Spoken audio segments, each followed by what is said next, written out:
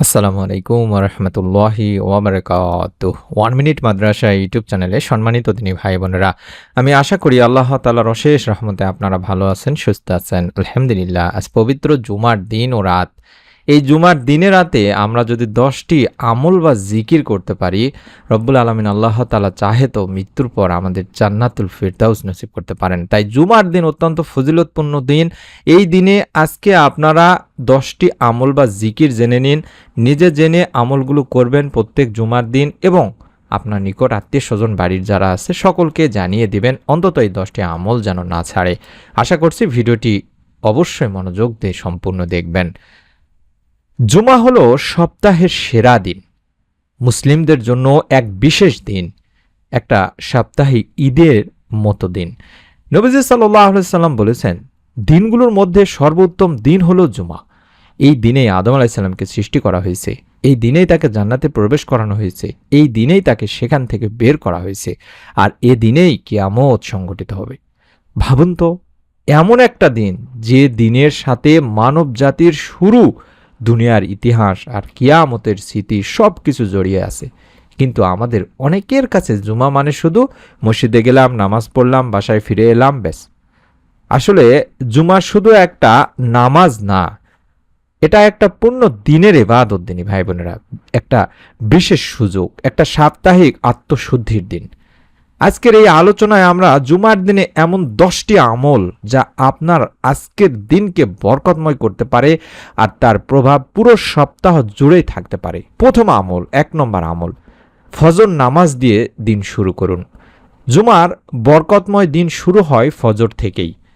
যে মানুষ জুমাকে গুরুত্ব দিয়ে কাটাতে চায় সে দিনটাকে আলাদাভাবে শুরু করে। ফজর নামাজ জামাতে পড়ে, তারপর কিছু সময় আল্লাহ রাব্বুল আলামিনকে স্মরণ করে। দিনটা ঘুম, আলস্য বা মোবাইলে না হারিয়ে ইবাদতের অনুভূতিতে শুরু করে।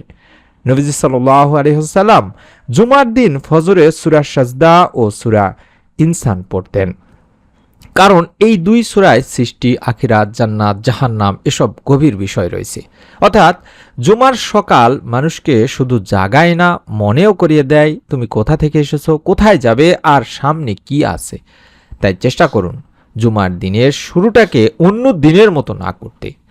2 নম্বর আমল বা জিকির বা যেটাই বলুন, সেটা হলো সূরা কাফ পড়তে হবে। জুমার দিনের সবচেয়ে পরিচিত গুরুত্বপূর্ণ আমলগুলোর একটি হলো সূরা কাফ তেলাওয়াত করা।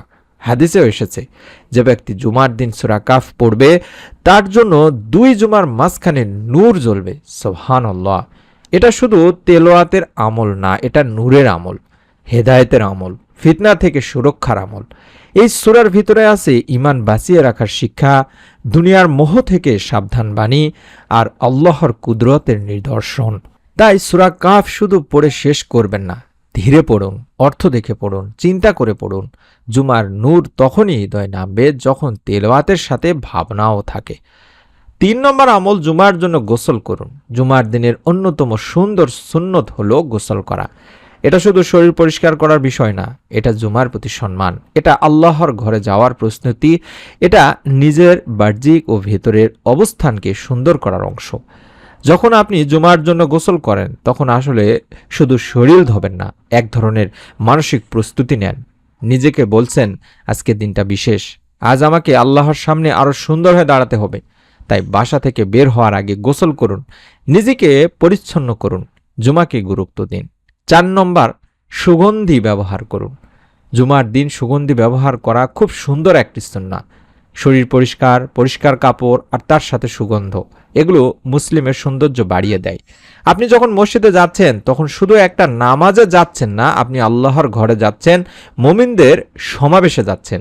তাই সুগন্ধ লাগান, আতর থাকলে আতর লাগান দিনী ভাই বোনেরা। আর জুমা এমন একটা দিন যেখানে সৌন্দর্য ইবাদতের অংশ হয়ে যায়। সুবহানাল্লাহ। 5 নম্বর আমল, পরিষ্কার ও সুন্দর কাপড় পরুন। জুমার দিন ভালো কাপড় পরা উচিত। নতুন কাপড় থাকলে ভালো, না থাকলে পরিষ্কার কাপড়ই যথেষ্ট। মূল কথা হলো এলোমেলোভাবে, অযত্নে, অগোছালোভাবে না যাওয়া। কারণ জুমা কোনো সাধারণ জামায়াত না, এটা এমন একটা দিন যেখানে মুসলিমেরা একত্রিত হয়, খুতবা শোনে, আল্লাহর স্মরণে দাঁড়ায়। তাই কাপড়ও এমন হওয়া উচিত যা পরিচ্ছন্নতা, সৌন্দর্য ও জুমার মর্যাদা প্রকাশ করে। 6 নম্বর আমল, আগে আগে মসজিদে যান। জুমার দিনের বড় ভুলগুলোর একটি হলো দেরি করে যাওয়া। অনেকে খুতবার একটু আগে পৌঁছাতে চান, অনেকে আবার মাঝপথে ঢুকেন।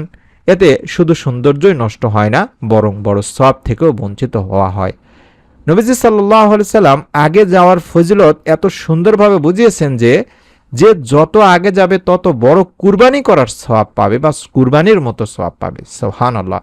জুমার আসল সৌন্দর্যই হলো আগে আগে মসজিদে যাওয়া, শান্ত মনে বসা, নফল নামাজ আদায় করা, দোয়া করা, কোরআন পড়া, নিজেকে প্রস্তুত রাখা।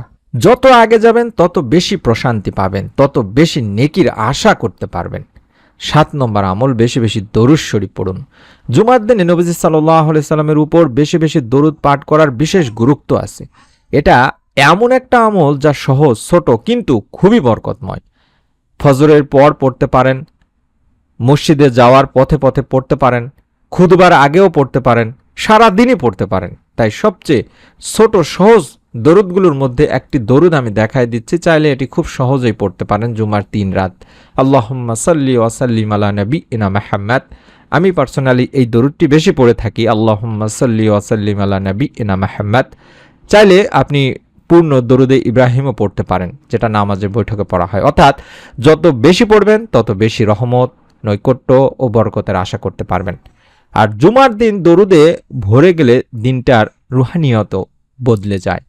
8 নম্বর, খুতবা মনোযোগ দিয়ে শুনবেন। জুমার খুতবা শুধু একটা বক্তব্য না, এটা ইবাদতের একটা অংশ।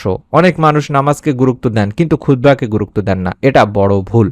নবীজি সাল্লাল্লাহু আলাইহি সাল্লাম স্পষ্ট বলেছেন, ইমাম খুতবা দিচ্ছেন আর তুমি পাশে কাউকে চুপ করো, এটা বললেও বা সেটাও অনর্থক কথা হয়ে যায়। অর্থাৎ খুতবার সময় কথা বলা, মোবাইল দেখা, এদিকে ওদিকে তাকানো, অন্যমনস্ক থাকা, এসব খুতবার সৌন্দর্য নষ্ট করে দেয়। তাই যখন ইমাম খুতবা দিচ্ছেন চুপ করে থাকুন, মন দিয়ে শুনুন, হৃদয় দিয়ে গ্রহণ করুন, নিজের জীবনের সাথে মিলিয়ে দেখুন। খুতবা শুধু শোনার জন্য না, বদলানোর জন্য। 9 নম্বর, আসর ও মাগরিবের মাঝে দোয়া করুন। জুমার দিনের সবচেয়ে মূল্যবান সময়গুলোর একটি হলো আসর ও মাগরিবের মাঝের সময়।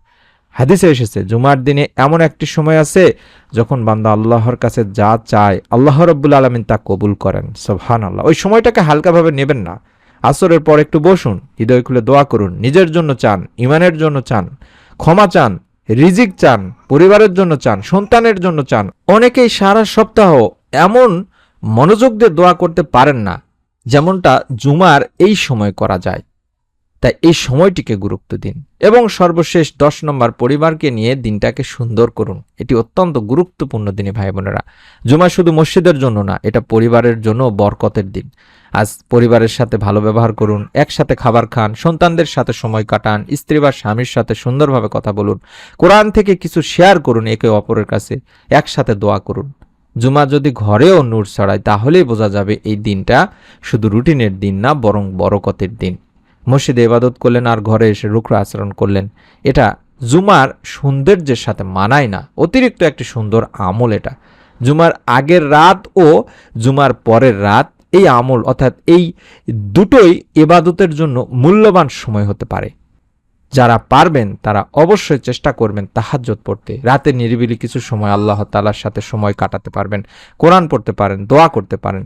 সবাই পারবে না, কিন্তু যারা পারবেন বা পারে তাদের জন্য এটা জুমার সৌন্দর্যকে আরো গভীর করে দেয়। হৃদয়ে রাখার মতো কথা হচ্ছে, জুমার এমন একটা দিন যা মানুষকে থামিয়ে দেয়। 6 দিন আপনি দুনিয়ার জন্য দৌড়েছেন, কাজ করেছেন, চিন্তায় থেকেছেন, ক্লান্ত হয়েছেন, ব্যস্ততায় ডুবে থেকেছেন।